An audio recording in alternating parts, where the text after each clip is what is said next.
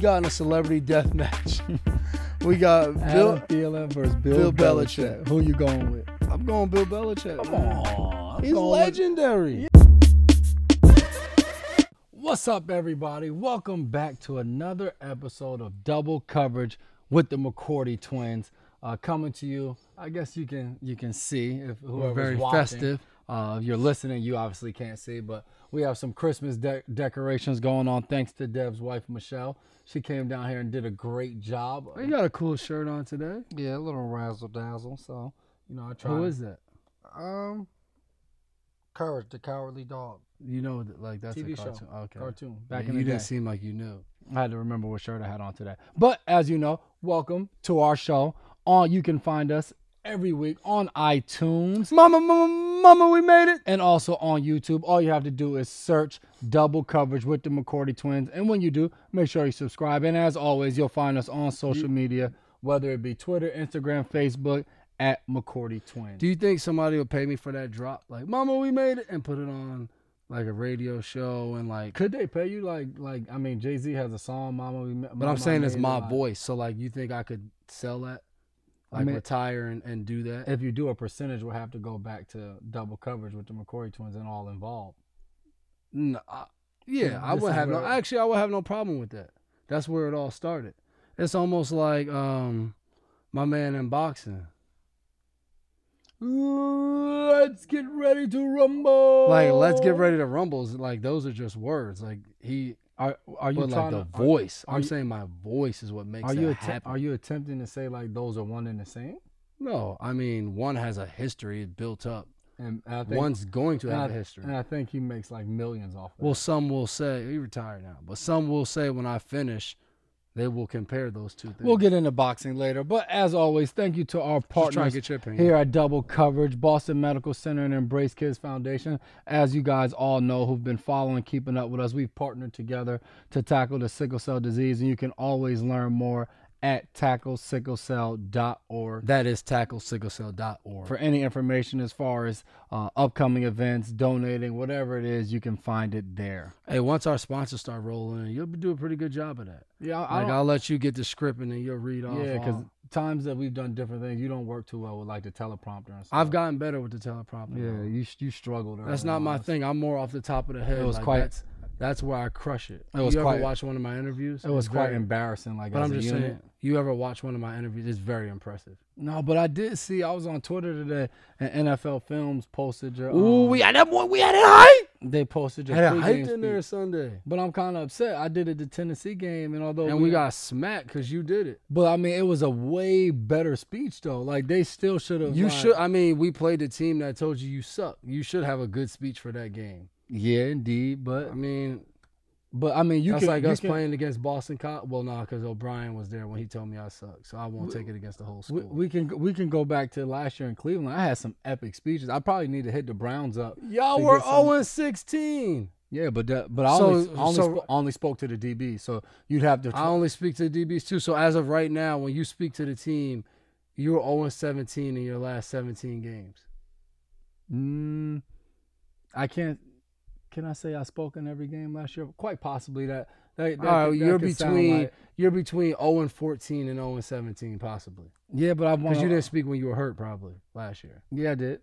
Oh yeah, you're 0-17 and gave a really good one hurt too. That is a terrible track record.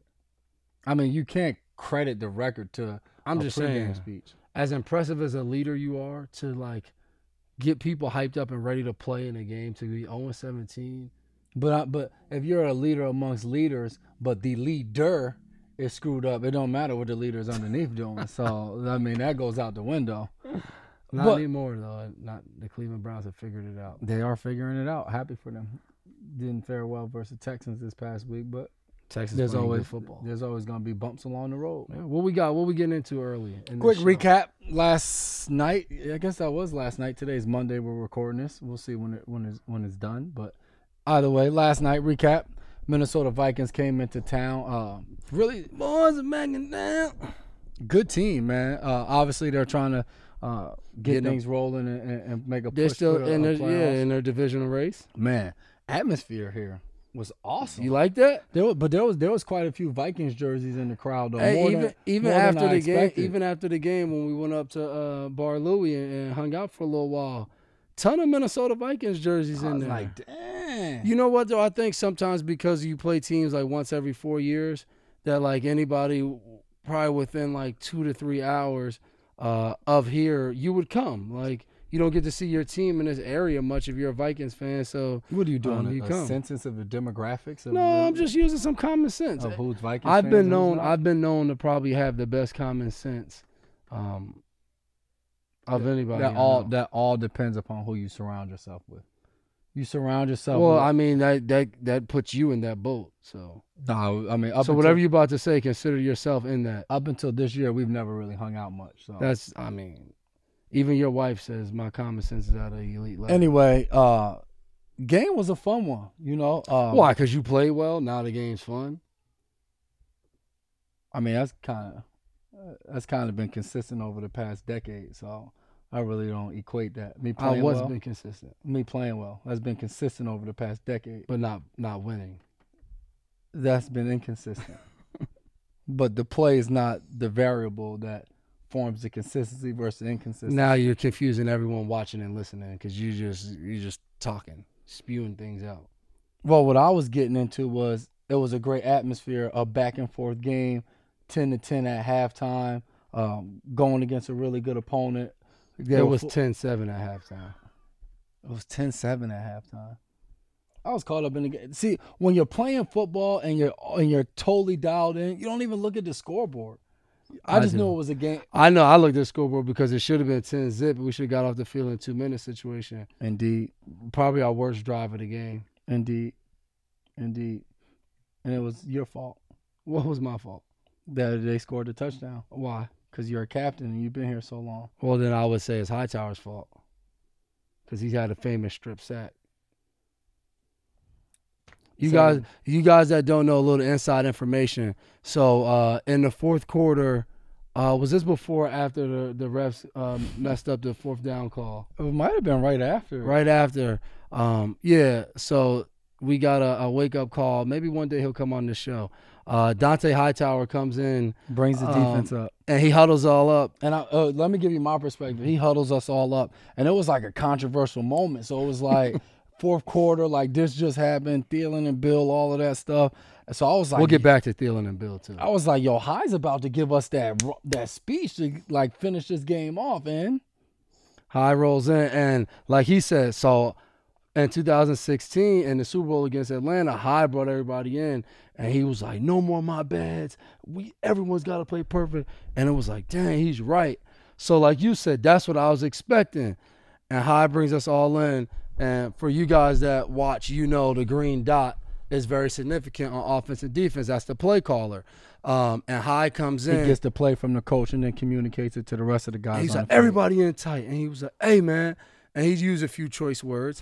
He was like, I'm going to give the call to two people. I'm going to give the call to somebody in the front, and I'm going to give the call to D-Mac. Nobody else asked me to call. I'm tired. You asked me to call 4 or 5 times. I'm tired of telling y'all to call. And everybody's face was like, just silent. Just didn't say anything. And then a couple of people threw out the joke, like, what's the call? And High got serious again and was ready to like. Yeah. It was funny, though, because KV, like the sidekick, who also is an emotional guy during the game, gets pissed off if you ask him to call too much. He had High's back right off rip. Just, I'm tired of everybody. KV and High, worst 2 signal callers once it gets in 2 minutes and it picks up and they get a little tired. They will scream and curse you out. Yeah. Just so you know. Indeed. But I'm the only one that talks back to them. Because I've worn the green dot before, so I tell them it's not that. I've never. I tell them it's not that bad. It's annoying at times, but it's not that bad. I think the worst part is probably they got to hear flow all the way up until 15 seconds left on the play clock or whatever the time is. That's probably the worst part of it all. I don't know. I've never had to experience it. You know, he said that to me, right? He said, you probably don't want the green dot because you don't want to hear me. I said, you're definitely right about that. A twin moment, though, heading to the game. Me and Dev always ride with each other to the game just to make it easier for family after the game, not having so many cars. So Dev comes to pick me up. Lo and behold, he's wearing the same exact shoes I'm wearing. And we didn't have time to change because we got a little pregame routine. We need probably about like an hour before. We need about 3 hours before the game to get everything situated on what we do. So we just had to ride out. Yeah, same sneaker. As twins, as you get older, you try to avoid that as much as possible. Especially on our team. Like, people want to make fun of us, talk. It's just not that cool. And it was red, flashy shoes. Well, for one, it was his fault because he wore these sneakers earlier in the week. So I was like, boom, I'll wear these now because I know he's not going to repeat a sneaker in the same week. You know what? I genuinely appreciate that you pay attention to what shoes I wear inside the facility. Well, I see it. I mean, your locker's basically right next to mine. That's a way of kind of That's a way of kind of tipping your hat to my man. Move to the next subject. Of just like, man, your wife dresses you. You know what?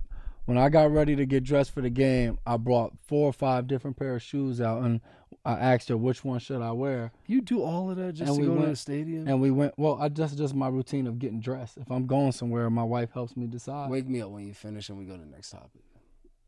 You got to have a valuable person that's going to set you straight. You don't want to walk out the house. Like one of those games when you walked out the house with that like lion shirt or something on it. Like I blamed your wife because there's no way she should have allowed you to walk out the house without telling you how ugly that shirt was. You didn't like the shirt. I can't help that.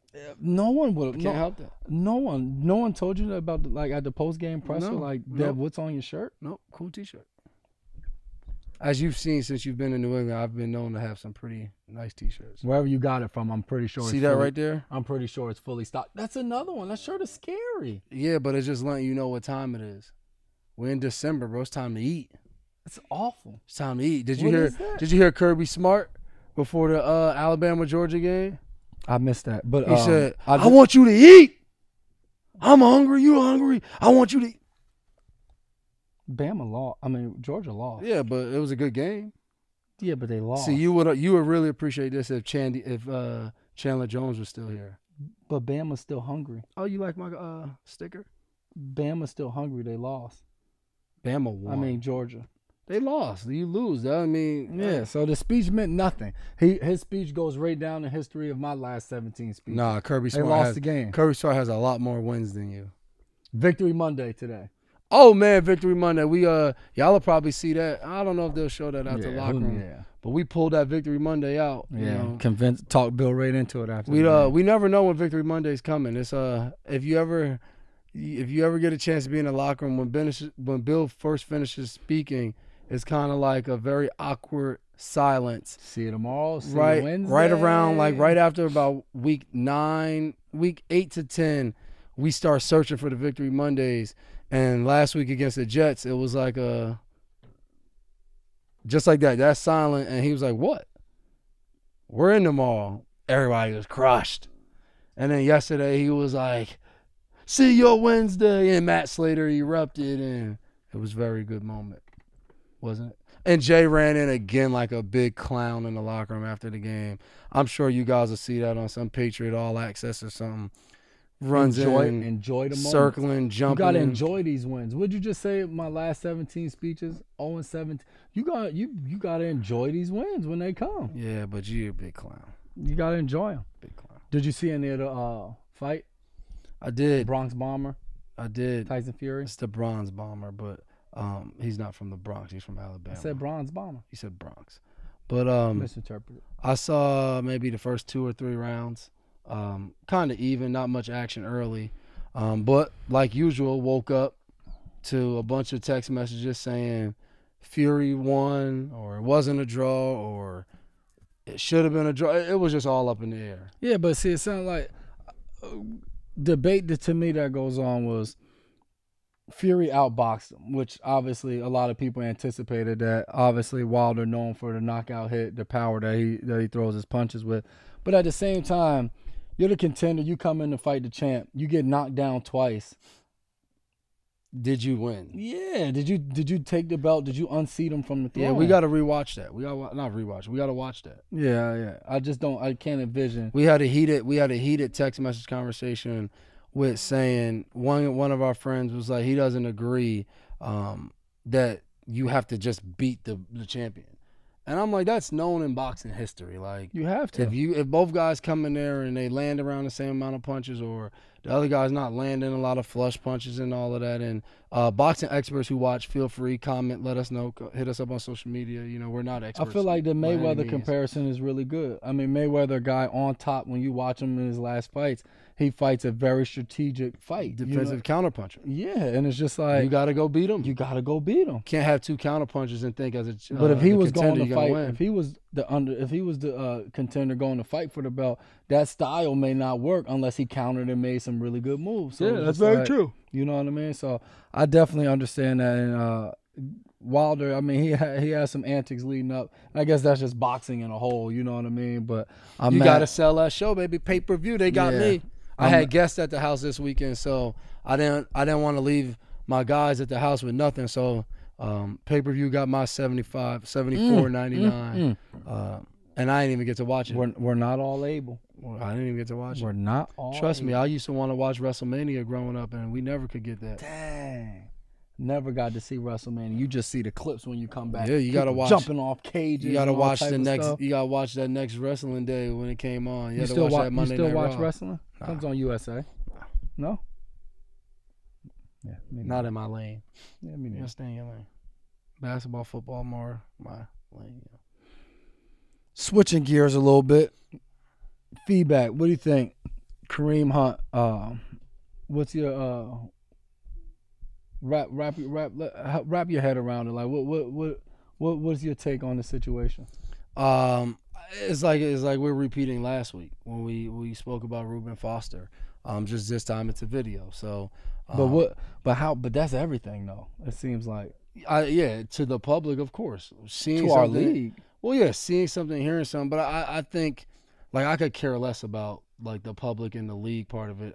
To me, like, you see a young man who needs help just figuring things out. And I saw Ian Rappaport had tweeted out that Ray Rice would be interested in just talking to him and trying to help him deal with what he had to deal with, which I think is awesome. I think you now have a situation where, you know, multiple individuals involved now have to deal with something. Like, especially like you said, now it's a video, so all the trauma that was caused on that night from the incident now gets rehashed, is out again. Everyone talks about it over and over again. It's going to be on the news cycle for weeks, you know. So I think it's just a case now where the right people need to be brought in to help fix the situation that goes way beyond football and all of that. And, you know, will he be back on the field? And, you know, I think, you know, you have to have some remorse for this young lady of, you know, it doesn't matter right or wrong, who was right, who did what, who did this. You know, you don't want any type of physical altercation between a man and a woman, no matter what the relationship is. Mm-hmm. So I would just say you look at this situation, a lot needs to be fixed as people, bigger than anything from sports. Yeah, without a doubt. Just sad to see, you know, young lady, like you said, young man, and just whatever was involved that night, split-second decisions dictate so much, life. You know. And I'm pretty sure, obviously, for him, if he could go back into that night, he'd obviously would do a lot of things different. I'm pretty sure her on her end would probably maybe not be in that situation to even have any of that happen. But when you see something like that, it's just so disheartening, you know. And you feel like, especially as men and leaders of our community, you hold each other to a high accountability and to a certain level and to a certain standard, and you hate to see anything like that, especially you're married, you got daughters, that's true. You want to see everything handled better. So I think, like you said best, when we talked about Reuben Foster, now Kareem Hunt, hopefully it can get the help, and a guy like Ray Rice is such a resource, and it's been, I guess, inspiring, you can say, to see from his actions that took place that landed him on the other side of not playing football, of having to figure out who he was a lot internally, to see his how he's evolved and how he's gone back and talked to people and just trying to do things moving forward and with his wife and with his kids and trying to make himself a better person to help others. So and I think that's the key. Like, mistakes are mistakes. Like, this one we watch out right in front of our eyes. We watch it play out, but at the end of the day, you can try to fix your mistakes and learn from them and move forward. No man or woman doesn't make mistakes. So I think the key is how you move on and how you improve, you know, the situation and try to, I don't necessarily know if you can right or wrong, but you try to get as right as you possibly can. Yeah, without a doubt. Yeah, definitely. You got to – it's up to you to make the difference now and become better. So, definitely. There were, I guess, teams out there trying to become better after Sunday. Green Bay Packers make the decision to move on from Mike McCarthy. That definitely was a surprise. Was he the longest tenure coach behind Bill? I don't know. He's definitely up there. So I guess, and that's why I guess it was a surprise to me. I feel like a coach that's been there that long, typically you'd see him finish out the season if they decide to move on. I felt like there were rumors in 2016 about them moving on from him, and then what, they beat the Titans? No, we beat Green Bay that year. Get it right. But either way, I think they made a little run, and I don't know if they made the playoffs that year or just missed the playoffs or whatever.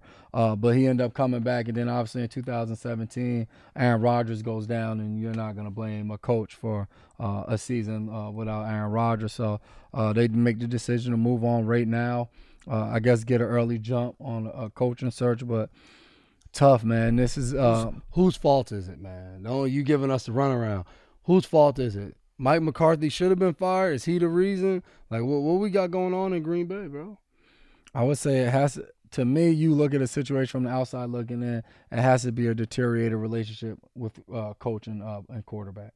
In situations like that. You think only coaching quarterback? Well, I mean, obviously, the thing that's right in front of us is the results. Obviously. Yeah, but I disagree. It's not only coaching quarterback. I'm saying it's not only, but I feel like that is a key piece.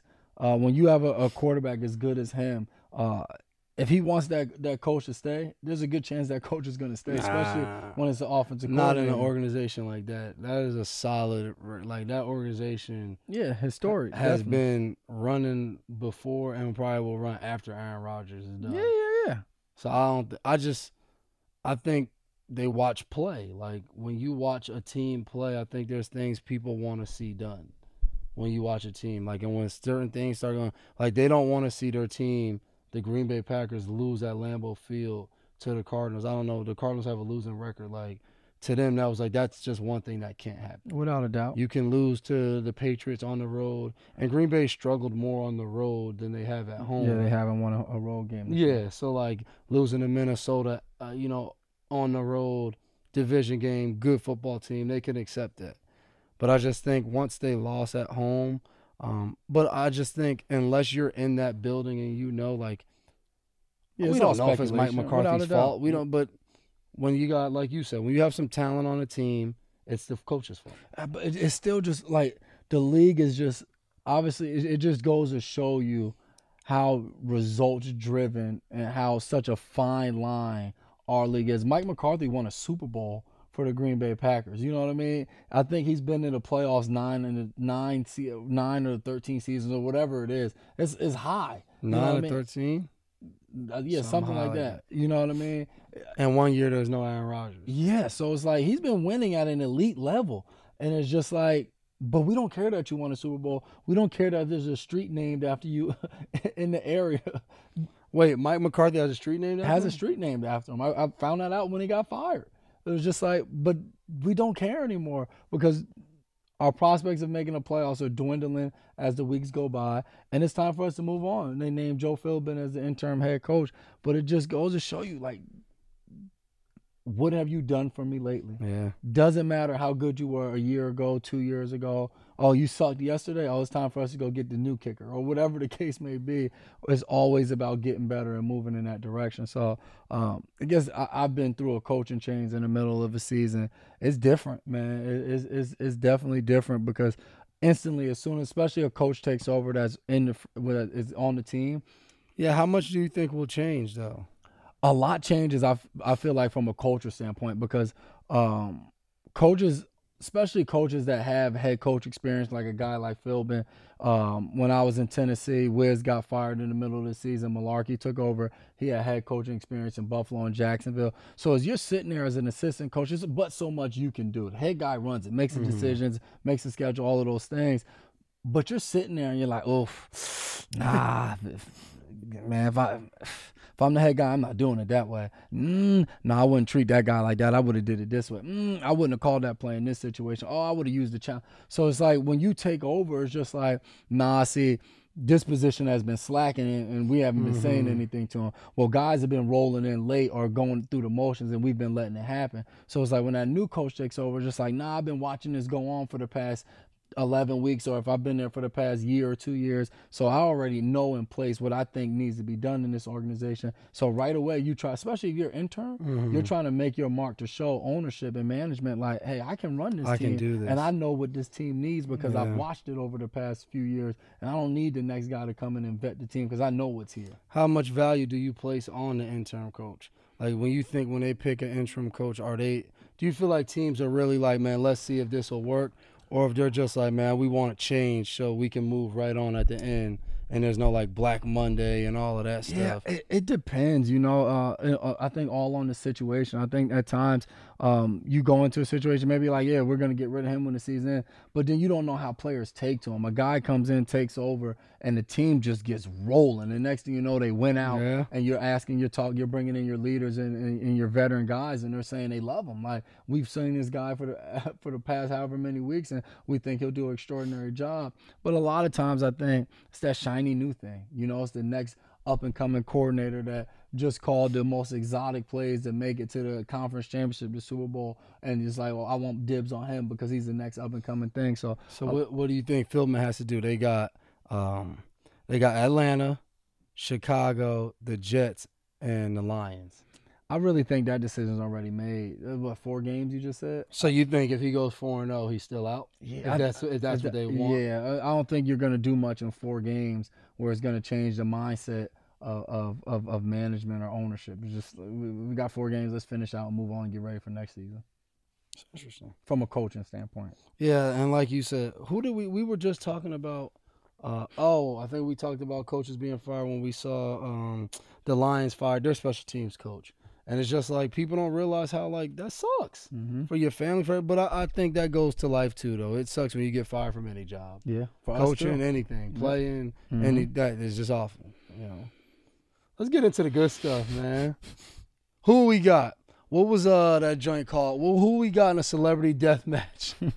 We got Adam Thielen versus Bill Belichick. Who you going with? I'm going Bill Belichick. Come on, he's legendary. Yeah, but I mean, I'm not picking old man strength over young, energized. The way he dropped that shut on him.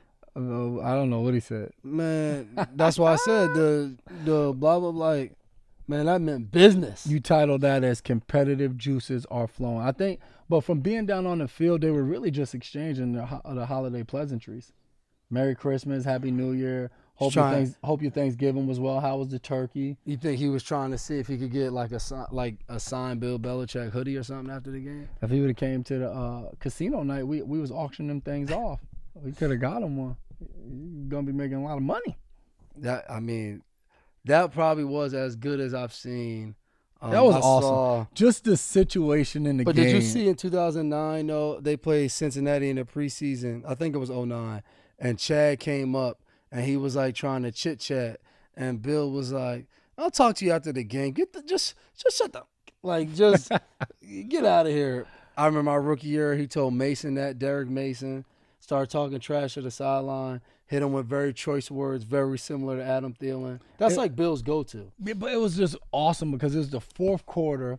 I think we were up 7 at the time, maybe. Yeah. Or did we go up 14 yet? 14. We went up 14. So we went up 14, and it's still a lot of time left in the fourth quarter, and they needed that drive to really be able to make something happen. And that fourth down play, I mean, we're celebrating. Fourth down stop. Yes. You call it a stop. Yeah. Well, I don't want to get fined. Call it a stop, bro. It was a stop. Bad. Are you saying it was bad officiating? I'm saying it was a stop. Are you saying it was bad officiating? I'm saying it was a stop. That gets a fine. You can't handle the truth. Anyway. Classic movie. Get the fourth down stop, which we think we're celebrating like crazy. And I had to tell y'all to calm down. It's first down. Get lined up. Well, the ref's pointing. Like, it's like y'all, I'm like, the ref's pointing. Minnesota sees it, so they start to go fast. Get on the ball. And to set the record straight, Chung's shoulder was really hurt. Like, yeah, I know. The guy he didn't play the rest of the game. Yes, like he was a little banged up. You know what I mean? And the challenge flag was already down. So it's like, or was it not? I don't know, but I felt like it wasn't down yet. But I felt like I was having a conversation with Thielen, and like something clicked. And he was just like, Bill Belichick did it. And just rushed to the sideline and went right after him. But the funny thing was, Bill sitting there talking to the ref, and it was just like out of the corner of his eye, he just felt the negative energy and was just like, hold on real quick, Mr. Official. Let me address something real quick. And went. But the most endearing thing was Kyle Van Noy. I mean, you was there too, though. Yeah, but it was like, no, not my coach, leave him alone, Adam. Don't yell at my coach. No, I mean, KV said it after the game. He said he guessed he was frustrated because J-Mac shut him down. Oh, please, man. Yeah, that's what I said too. Yeah, defensive effort. No, but it was funny. I mean, how many times do you have where a guy's just barking and then, like, you walk over there and then, like you said, it was competitive juices. Guys just going back and forth. I don't even know what we was saying to each other. It was fun. Then leave it to Duran to come in and talk about Stephon Diggs' jewelry on the field. I mean, it was kind of like. We're in a heated debate. Dalvin Cook's arguing with our whole defense, and dude comes in, and dude's like, two diamond necklaces, and them things was shining. That's the first dude comes in. Shining. Ooh, you icy. I said, dude, man, back up, bro. Stop talking to the enemy. Don't talk to the enemy like that. Was he not? Nah. He decided to talk to the man up 14 in the fourth quarter. And then he closed it out.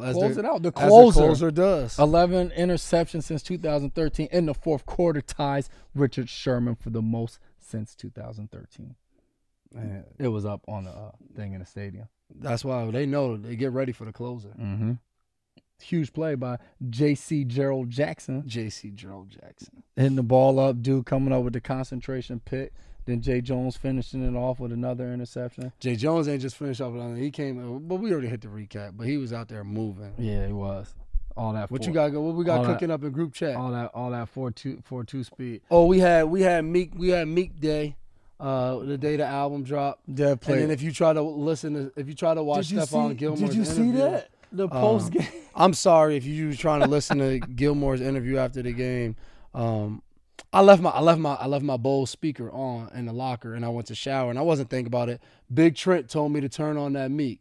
So first Big Trent tells me to turn on that Meek. I said, I got you, bro. We gonna turn on the Meek. You're not gonna say no. I'm not saying no to Big Trent. Like if you see Trent, you know not to say no. And then Shaq goes, hey, turn on 100 Summers. Yes, Shaq, I will turn on 100. I'm just paying attention. When the O-line tell me, boom, then I go shower.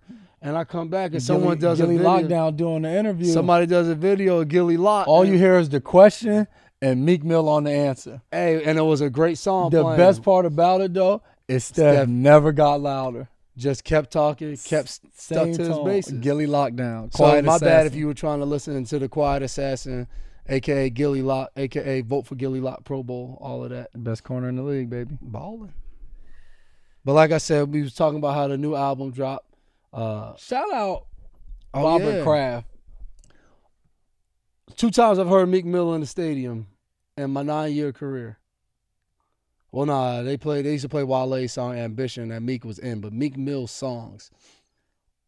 The day Meek Mill came to the game this year, and he was walking the sideline, we played Meek Mill. And Sunday at 4 o'clock, they played Was Free, where he shouts out our man Thundercat, Robert Kraft. He brags about his relationship with Robert Kraft in the song. That was pretty cool. I know RKK chilled back, probably looked up as with his Air Force Ones on, like, man, y'all know I'm cooler than the other side of the pillow. Kraft don't know what Meek Mill rapping about? He knows that, bro. He listened to the album. I'm going to talk to him about the album on Wednesday. What Meek Mill is rapping about. He knows, bro. The most I'm going to give you is that he know the album called Championships and that he got mentioned on the song. If you're going to ask him who else is in the song, what the song talking about. Well, he loves Rick Ross. So he knows Rick Ross in the song, and we've seen him throw up the rock.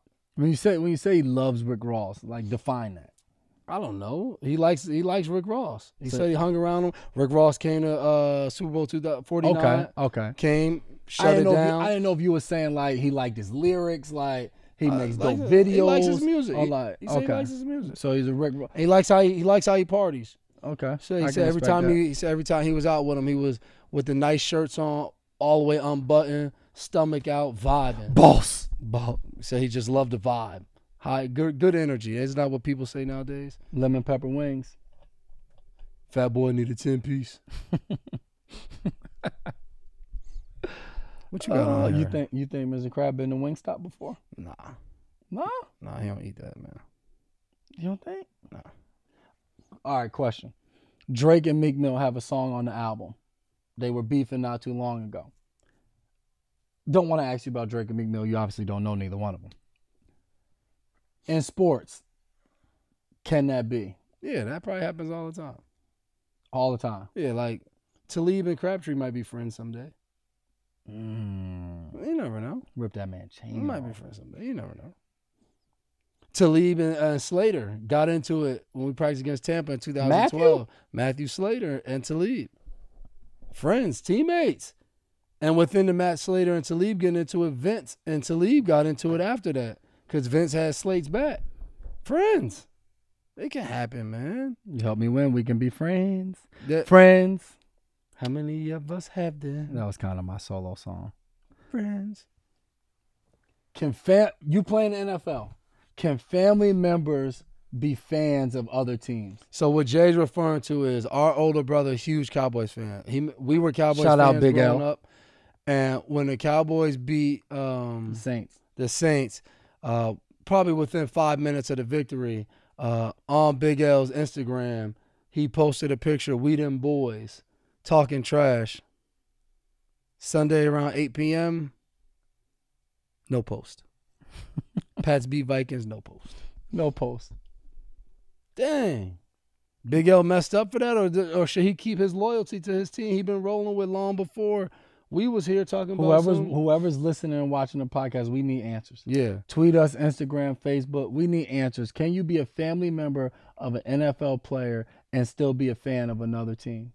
Even if you grew up as your favorite team. Yeah, what's the precedence? Like, what are we doing here? Can you root for them on certain Sundays? Can you only root for them on the bye week of your family member? How does it all What's work? the rules to this? We need to know. Yeah. Larry gonna be upset. We talked about him on the podcast. Yeah, but we always got love for Big L. Yeah, he's passionate, yelling and screaming all the time. He can't drop the Cowboys. He's put too much time and effort into them. Can't. Now, well, you hear one of my kids up there? I know. Every week. Every week. Poor wife. Better her than me, though.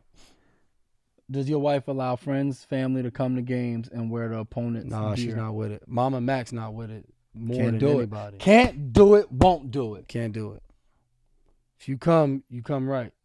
Now, if you want to come and wear another jersey, just let us know. We'll get you tickets in the upper deck with the rest of the away fans. You gotta pay me for your ticket. Yeah, but I'm just saying you're not gonna be with the Pats fans. Respect. Yeah, we can't do that. Couldn't show up with the Thielen or the Diggs jersey on Sunday. So if you one of our friends and you what's the name? No, you gonna sit. But one of our friends came. Blast came to a game. He's a huge Packers fan. He rolled with us though. Respect. He just wanted to see his other team play, but he rolled with us. Respect. I think he rolled with us. I think so. I make sure. He posted after like the victory. He rolled with us. I don't know if he rolled with us when the clock hit 0-0. No, he rolled with us. Okay. We had this conversation before. Okay. I respect that.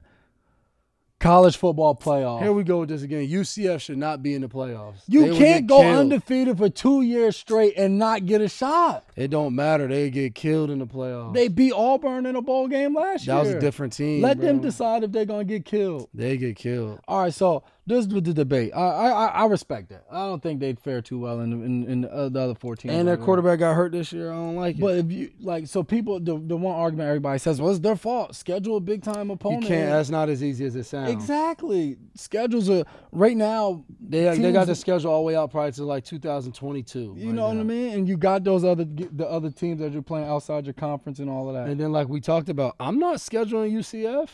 If I'm one of these big schools, I gain nothing out of being UCF. If I'm in one of the big conferences and I'm already playing against tough conference opponents, I'm not scheduling the UCF. There's going to be a really hard game to play. Hopefully they do get maybe they get a Notre Dame matchup or something. You schedule something. But it's so Notre Dame's hard. still independent, right? It's so hard because they're still independent. It's so they hard. Need games like that but too. You schedule that game out too far in advance and then your team doesn't become what you want it to become. But you're still on the brink of being really good. But that's what you got to do. You got to risk it all.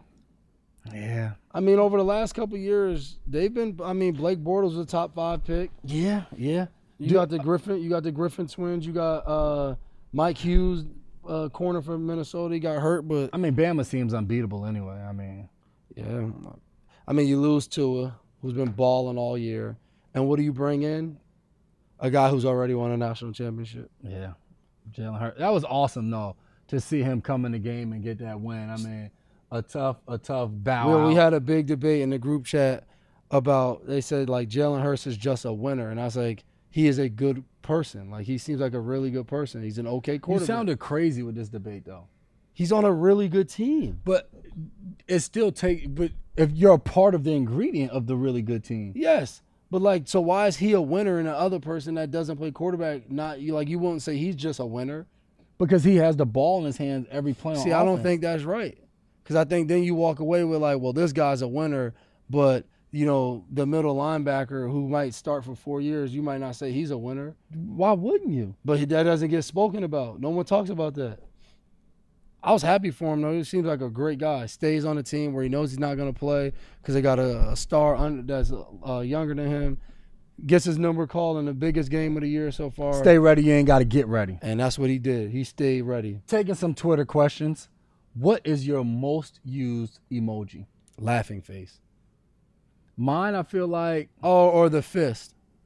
It's like pound. Respect. I hear you. Bet. Word. That's mine will probably be the little face with the eyeglass on where he's looking up. Confused face. I send that to my wife a lot of times. You do seem, but you seem very confused guy. And another one would probably be the poop emoji. For some reason, my kids love the poop emoji. My daughter's lunchbox has a poop emoji on it. You know what's funny that you said the confused face? Because they actually interviewed me leading up to the Minnesota game about, was I surprised? Not surprised. Did they call you Jason? No, they did that last night, but I got Bob Sosi. Oh, right. Really? Yeah, he called me Jason. I said, come on, Bob. Of all people, don't call me Jason. That's a pretty good feeling But they asked me about, like, your play, and I was like, it's very shocking to see him be able to pick up and play different roles. For a guy like him, that's I never thought you could do something like that because of all the confusion. How long it took you to graduate college? You stayed an extra year, right? No, I stayed an extra semester where I took one class. Describe your brother. I could have took graduate Describe classes. your brother in 3 words. Your brother being me, not Larry. Ugly, slap, slow. Annoying, talkative, loud. Mine are way better than yours. Who is the most underappreciated defender you've played with in our respective careers? I'll go first. A guy I'd say that now I don't think is as underappreciated as maybe he once was. I felt like, but Jarrell Casey. I felt like as I was coming up through Tennessee, he was a guy that was dominating for us, but wasn't getting as much pub and talked about as much because we weren't winning a ton of games. And I forget what year it was, but he had 10 or 10 and a half sacks. And I felt like from that point on, it kind of skyrocketed for him. And then just to give you another guy, I felt like Derek Morgan was another guy, even still now. Like, I remember one year Rack went to the Pro Bowl and played really well, had like 10 sacks. Morgan had 9 on the other side. Just wasn't a guy that everybody was talking about. He played really well, still plays really well throughout his career in Tennessee. For me, I would say Rob Ninkovich never got the recognition outside of New England that he deserved. Double-digit sacks, with like getting after the quarterback. I like that on a regular, but also being able to play linebacker, drop in coverage, and then to me the other no-brainer is Patrick Chung. Dang, like, I was just gonna say that. Like without a doubt, he's played nickel corner, strong safety, free safety, linebacker, special teams, led the team in tackles. He's returned kicks.